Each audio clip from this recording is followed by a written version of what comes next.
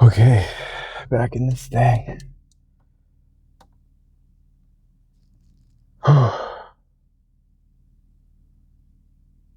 So I had a weird dream.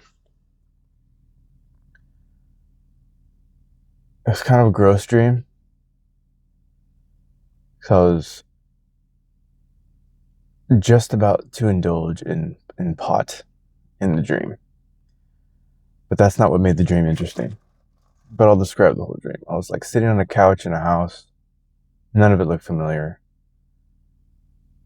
I was using a bong that was like dirty, looked gross. The whole thing just looked like a gross environment. So I kind of woke up not liking the dream, but the way the dream ended was very interesting. So I'm sitting there with this thing in my hand that I'm about to use, and this girl comes and sits down next to me, and she didn't look. She wasn't familiar to me. She wasn't anybody that I recognized. And she sat down, and I was just about to smoke, and asked her, "How are you?"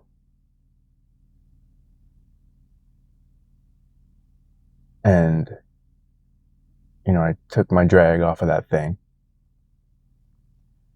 and she says, "My grandmother is dancing inside of me." And like with the split second that she said that, and I exhaled, I had the thought in my mind that, oh, I think her grandmother must have just died. And this all happened like within a second. And then my alarm woke me up. But I woke up with that phrase in my head. My grandmother is dancing inside of me. I thought that was very interesting. I've never heard a sentence like that before. It's so weird how your mind puts things together in a dream. I don't remember a lot of my dreams, and I've been having a bunch lately, but most of them is just a bunch of muddled mess, and I don't remember most of them any of them really, by the time I wake up. For a while, I was remembering a lot of them. I even made a file on my phone where I wrote a bunch of them down. But this one I woke up with like vividly in my mind, mostly because of that phrase, because as soon as she said it, my alarm went off. But I had she said it, I had that thought, and my alarm went off like all in like a split second, like a whole bunch of things happening right before. That was very interesting. Let's see. In conjunction with that, here's my daily law. The master's brain. This one starts out with a quote from V.S. Ramachandran. We can now say with confidence that the brain is an extraordinary plastic biological system that is in a state of dynamic equilibrium with the external world. Even its basic connections are being constantly updated in response to changing sensory demands. That's the quote. Something happens neurologically to the brain that is important for you to understand. When you start something new, a large number of neurons in the frontal cortex, the higher, more conscious command area of the brain, are recruited to become active, helping you in the learning process. The brain has to deal with a large amount of new information, and this would be stressful and overwhelming if only the limited part of the brain were used to handle it. The frontal cortex even expands it in size in this initial phase as we focus hard on the task. But once something is repeated often enough, it becomes hardwired and automatic, and the neural pathway for this skill is delegated to other parts of the brain further down the cortex. Those neurons in the frontal cortex that we needed in the initial stages are now freed up to help in learning something else, and the area goes back to its normal size. In the end, an entire network of neurons is developed to remember this single task, which accounts for the fact that we can still ride a bicycle years after we first learned how to do it. If we were to take a look at the frontal cortex of those who have mastered something through repetition, it would be remarkably still and inactive as they perform the skill, All of their brain activity is occurring in areas that are lower down and require much less conscious control. Daily law. The more skills you learn, the richer the landscape of the brain. It's up to you. Yep. Learn a lot and learn often. That's why it's important to throw your mind into new things as often as you can.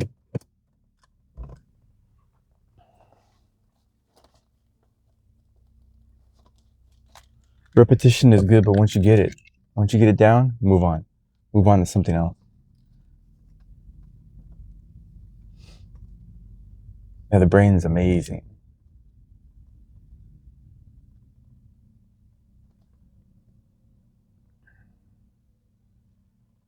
Going back to that dream, it's strange how the brain can just grab different things.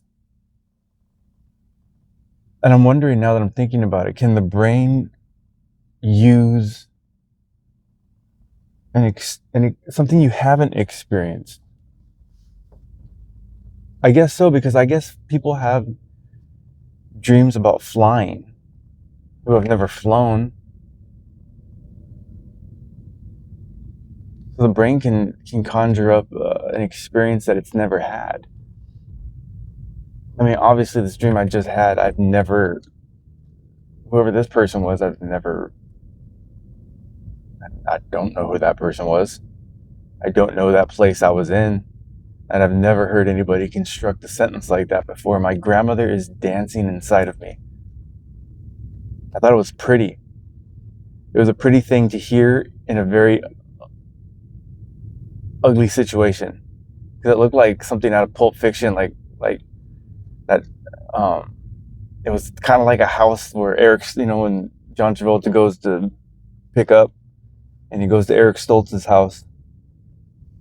It was kind of like one of those degenerate, like, drug den kind of houses I was in. It was, I don't like it now. And being sober now, I don't like it. Even back then, I didn't like it.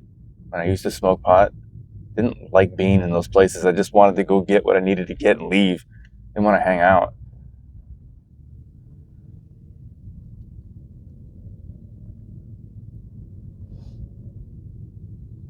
I mean, I guess there was a point at the very beginning when I did, but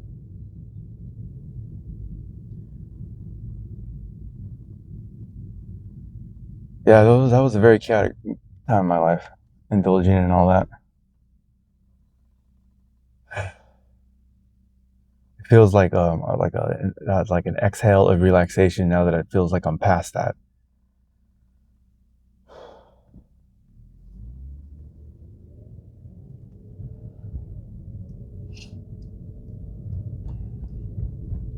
And now that I have like some distance from it, it feels like it really was something that had like a grip on me. Like it didn't want to let me go. And to a certain degree, it felt like I didn't want to let it go. It was like this mutual, like codependent relationship. Like it wanted me and I needed it. And now that I have some distance from it and I can see it with a little bit more clarity,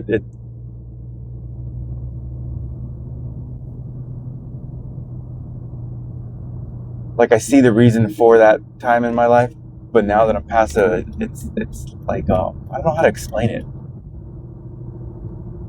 It just feels like that book is closed and that chapter is done.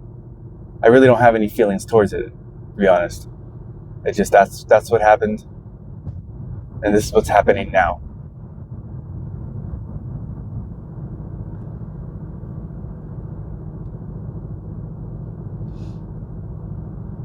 So yeah, but what an interesting thing to say. My grandmother is dancing inside of me.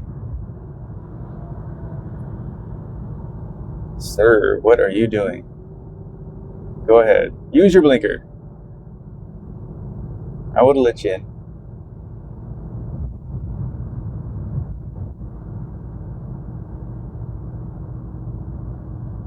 Yeah, it is very warm these last couple days.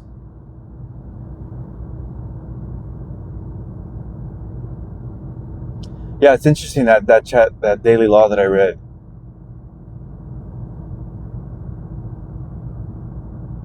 It's like sometimes I see what it's talking about, because like if you had to consciously think about the things that you've already learned, like it becomes part. Once you learn something, to after, especially through repetition, it just becomes part of you, and you no longer have to think about doing it. You can just do it.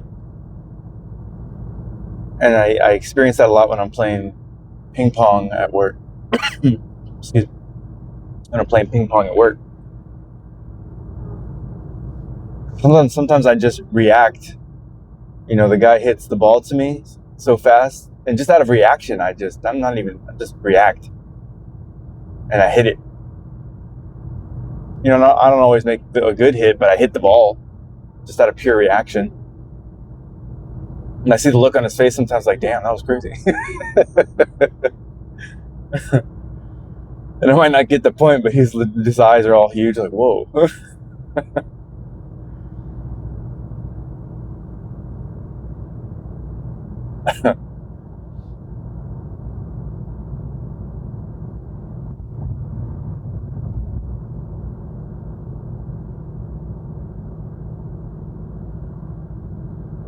And they say each thing that you learn and can imprint into your mind like that helps you, like whatever that skill was or that thing is, when you go to learn other things, like the skills kind of cross connect in a way that help in one area will help you in another area.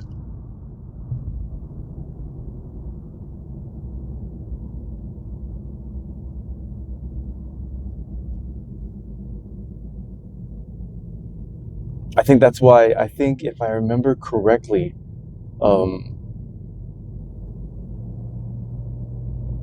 what is his name? Vasily Lomachenko. He's a Ukrainian boxer.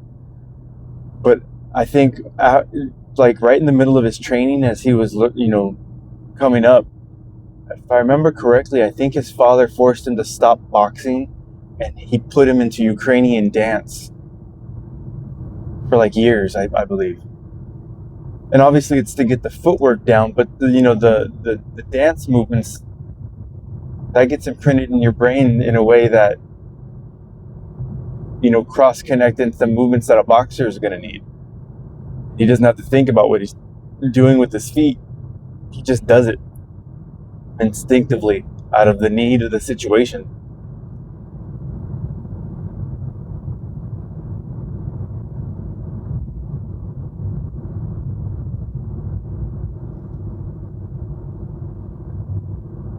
I've read stuff like that before. I have other books by this Robert Greene guy that he really goes into the mind on some of these things, especially when it comes to mastery. He has a book called Mastery. That one talks a lot about the brain and the way certain things are hardwired into your brain through the same process that I just read. And he gives all kinds of context in terms of like historical figures.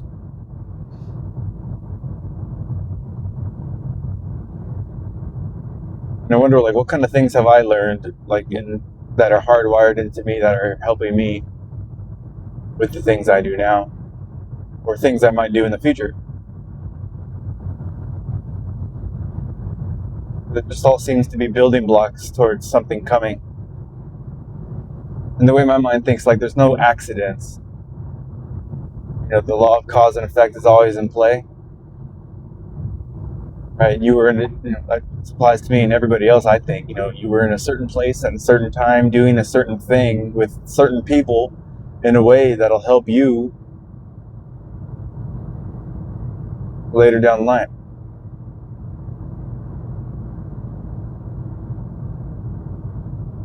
I like the idea of that.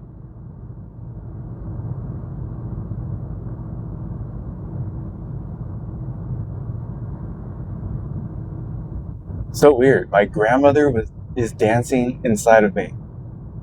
I guess really that's all of us. All of our genetic ancestors are dancing inside of us.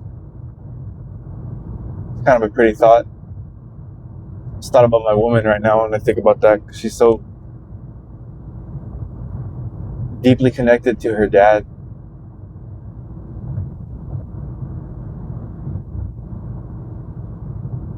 And even though she might not have had him that long in her life, he's dancing inside of her. Then that instantly makes me think of me. Ugh. How much of my parents is dancing inside of me? Like, I want to see good things in my parents, but it's not always easy.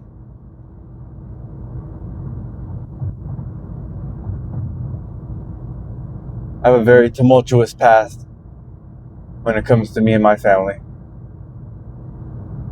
I don't have a lot of happy memories. And it seems like each corresponding, every happy memory has a corresponding negative one that goes with it. Because like the things that seem happy, like when I was super young, we used to go camping a lot. I mean, I remember them fighting, not like physically, but getting into arguments. Mostly because my dad used to drink, and then my mom used to get mad when he would get too drunk, and it would just be a whole thing. And it's like everything would always just get ruined.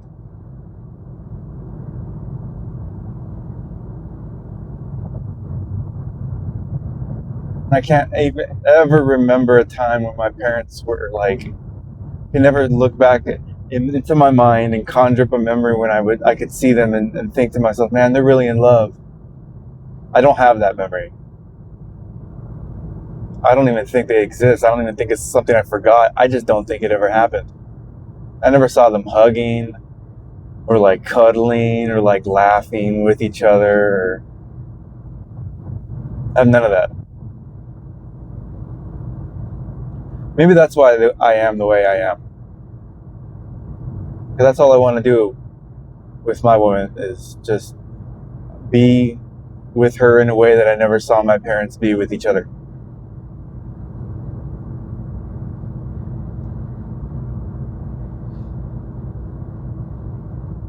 I mean, it's kind of sad and it sucks that that's how I had to grow up. But I mean, the unintended consequences now I get to express that with my woman, which is a good thing.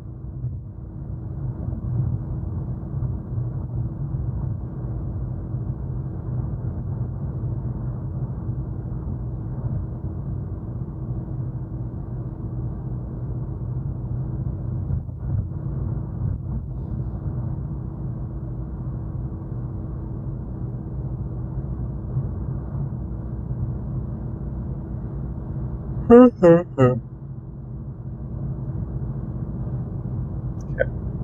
Just want to make sure the little microphone transmitter light is on. Oh, you can still see the green one on me. That's funny. I think it's cute.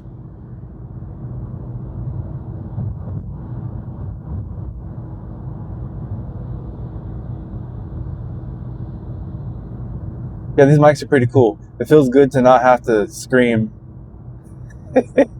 I wasn't screaming, but I was talking really loud before I got these mics just to get the audio to at least become audible. Excuse me. I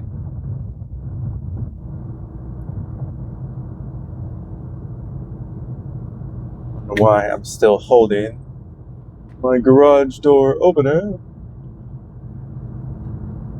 Where's it go? Right there.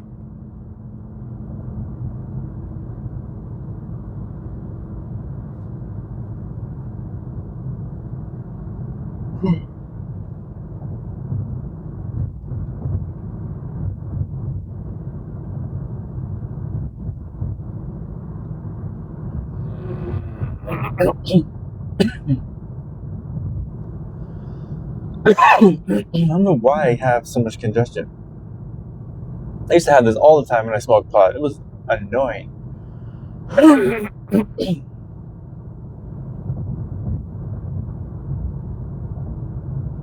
That was a crazy dream.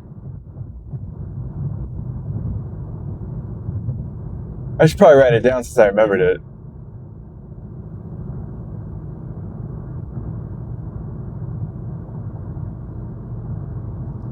I even hesitated talking about it or even like wanting to write it down because it just seemed like such an ugly dream. Like the details were like, of all the dreams I had to remember, why do I have to remember one like that? But it was like that last sentence that it seems like maybe that was the purpose of me hearing it because it was such an interesting phrase.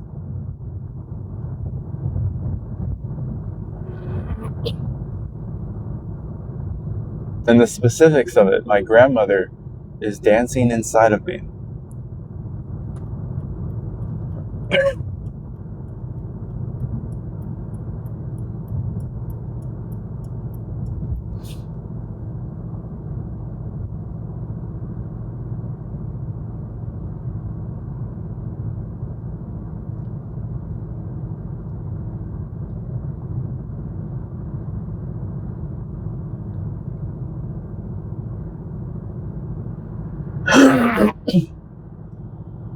Now that I think about it, that's like more of a half truth. I guess I did used to like to hang out with those guys when I used to go pick up. But I mean, that was kind of like a weird phase. I had just left my ex. I was going through like a transition. I didn't have friends really. All the people I thought were my friends turned out to not be my friends. And it's like I didn't have anybody really in my life to talk to, and I don't know. It was like a weird transition. Like even my woman, my girlfriend I'm with now, it was like maybe, like I think I had already met her, but that was kind of like a whirlwind of a time for me. A lot happened very quickly. So wild.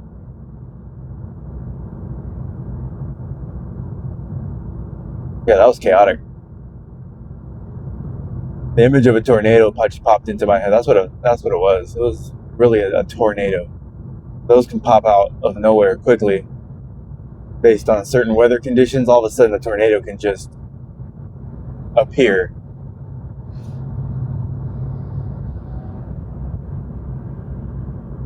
And then it seems as quickly as they come, they go. So that might be the perfect analogy.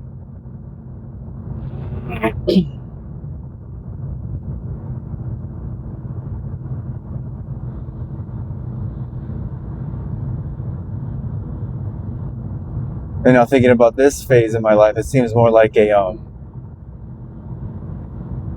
like the calmness of it kind of seemed like a lazy day at the lake. And even though I have to get up and go to work every day, I mean, that's nothing. And the ease and the comfort of the beautiful relationship I'm in now, that's easy. That's comforting. That's calm. Really, the most chaos I have to deal with now is on the road, back and forth to work. Other than that, I have no chaos in my life, and this is a very, very relaxing thing. Seems like my whole life was chaos up to this point.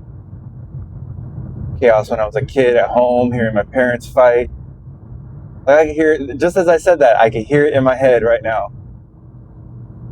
I would be in my bedroom playing video games. I was gonna call them morons.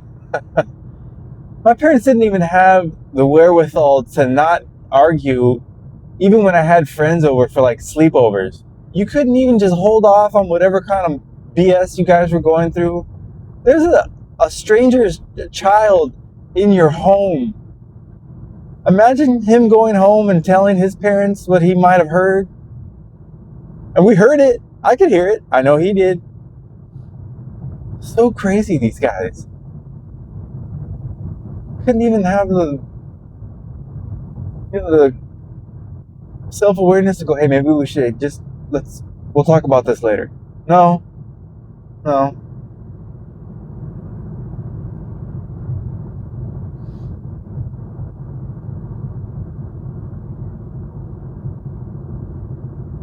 This is why it's so hard finding good things to think about when it comes to thinking about my parents.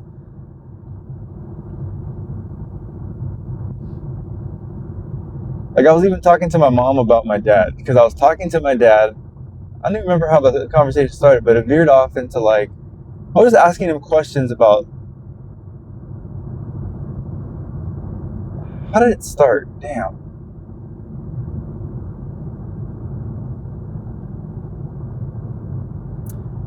Oh, okay, so I forget how it started, but what stands out in my mind is at one point I asked him, do you ever listen to people or hear people out who you don't agree with? He said no. He doesn't want to have his mind corrupted. And that stood out to me because I was like, for me, I can hear.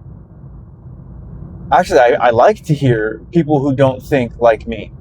I think it's interesting.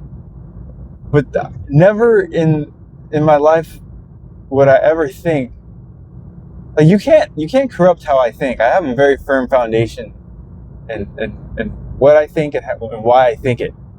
Just like my father has a very firm foundation in what he thinks and why he thinks it, and all that is founded in biblical teaching.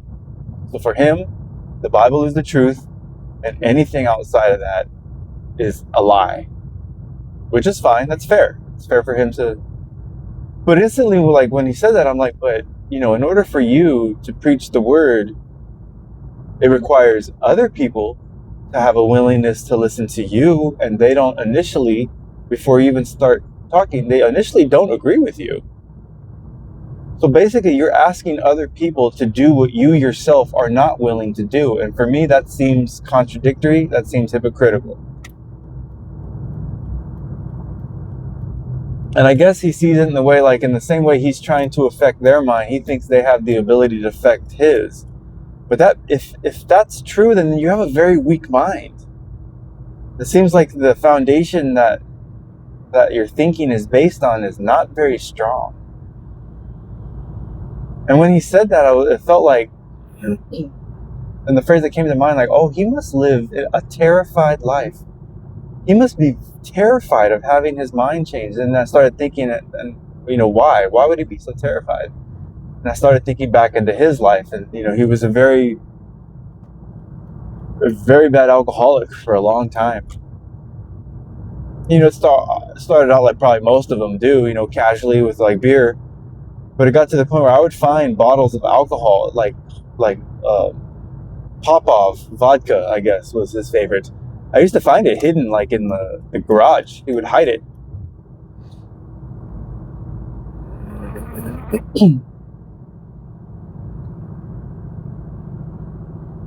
And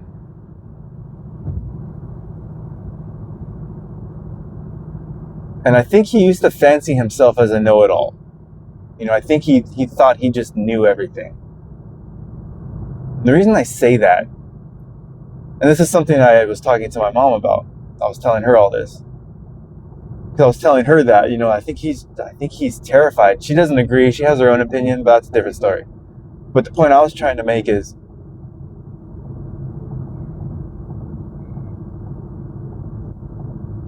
like he thought he was very arrogant, I think, with the way he to a certain degree, this still kind of ties into how he is today.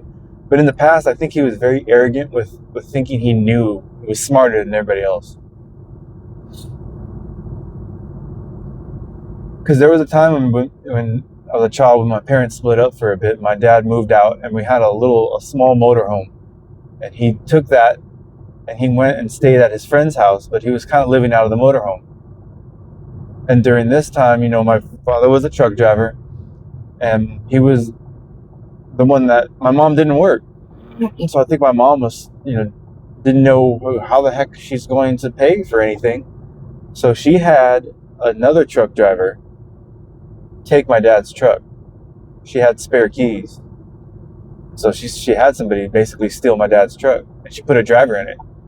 But technically, it was her truck too, I think. I think they were both on the title. So technically it wasn't theft. She was just taking something she co-owned.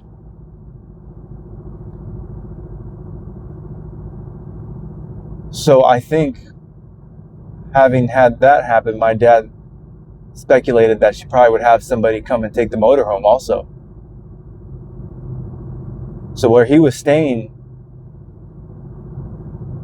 there was an incline. So he parked the motorhome on an incline, and he bled the brakes. He bled all the brake fluid out of the motorhome.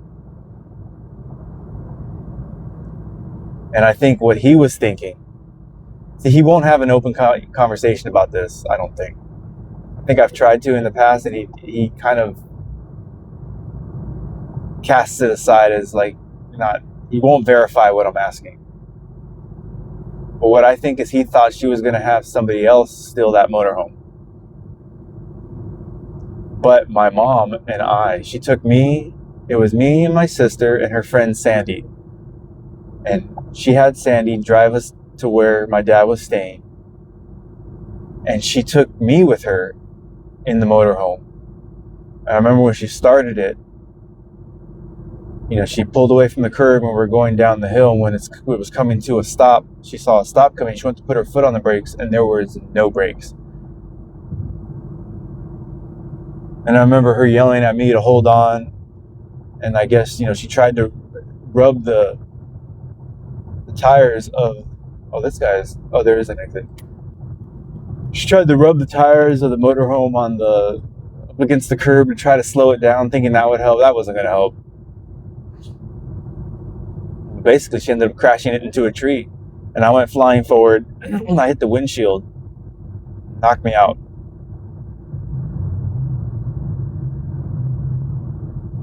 And all I remember is waking up on a lawn, just looking straight up, at the sky, just looking up. And I remember her saying, that SOB, he cut the brakes. I remember her saying that. I can hear it in my head right now.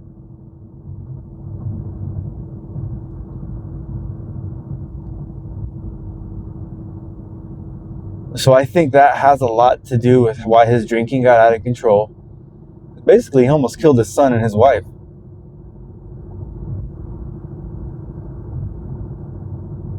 And I think he's terrified that if anyone were to corrupt his mind, it might make him sway away from what he believes in terms of God and the Bible. And it just seems like that was the phrase that popped into my mind when I read that, when he said that. I don't want my mind to be corrupted. I was like, oh, you must be terrified. That's interesting. I never considered that. You must be absolutely terrified that your mind might go back to being how it was. I was like, okay, I think I get it. I guess that makes sense. Like, I don't agree with how he uses the Bible and how he tends to use it to interpret certain situations, and he kind of uses it like a weapon to a certain degree. But I guess I understand, why it is he's doing that. What he's doing probably isn't the best, but why he's doing it seems like it's out of pure fear.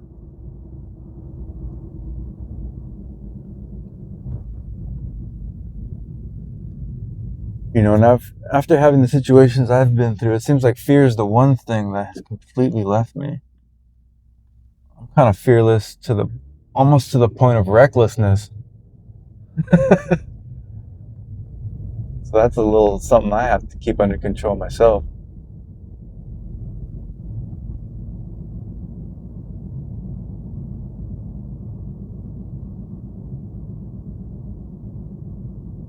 And even the way I think, that's like, I don't think anybody can corrupt your mind. I think you have to allow your mind to become corrupted.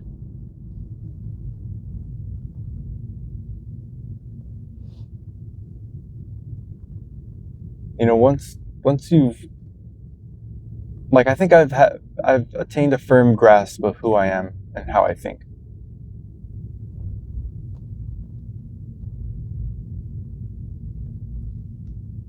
Like, even now, if someone here, because to be honest, these types of jobs, my first job at a medical device company, that's where I smoked pot for the first time. These guys used to go on their lunch break and smoke pot. I used to go with them, but I wouldn't smoke, because these were guys I actually worked with. That's what they would do. They would always ask, I'd be like, nah, I'm okay. I'd never done it before. And it's just like, eh. But just one day I tried it. But if somebody here, like today, wanted to do that, no, no. I'm so glad I've already done all of that. I did it to death. And there's just nothing there for me anymore. And I already know where that road goes for me. That ends up in a house with some girl you don't know telling you that her grandmother's dancing inside of her. That's where that road ends. Well, thank you.